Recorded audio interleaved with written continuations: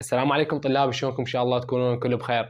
محافظات تعلن عن تعطيل الدوام يوم الخميس المصادف يوم 16/3. من هالمحافظات اللي عطلت طلابنا الاعزاء، ملاحظه مهمه، المحافظات اللي عطلت راح اقولها لكم بهذا الفيديو، واي محافظه راح تعطل بعد هذا الفيديو راح انشرها لكم قناتي التليجرام، راح تطلع قدامكم هذه، اشتركوا بها جدا مهم. اي محافظه راح تعطل جديده فراح انشرها هناك لكم بقناه التليجرام، الرابط بالوصف واول تعليق.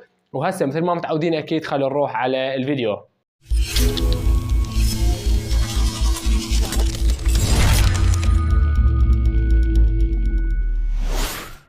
طلابنا الاعزاء، اول محافظه عندنا تعطيل الدوام اللي هي محافظه نينوى. لحد هذه اللحظه فقط هذه المحافظه عندنا التعطيل. زين استاذ، احنا باقي المحافظات شنو وضعنا؟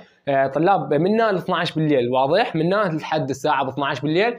المحافظات اللي راح تعلن التعطيل راح تعلن التعطيل، والمحافظات اللي ما اعلنت من يجزي وقت 12 معناها انه بعد ماكو اي تعطيل، بدايه يوم جديد، واضح؟ فاحنا ان شاء الله ننتظر لحد الساعه 12 بالليل. اي محافظه راح تعطل مثل ما قلت لكم راح انشرها بقناتي تليجرام، فان شاء الله اي محافظه راح تعطل راح انشرها لكم. والسلام عليكم ورحمه الله وبركاته.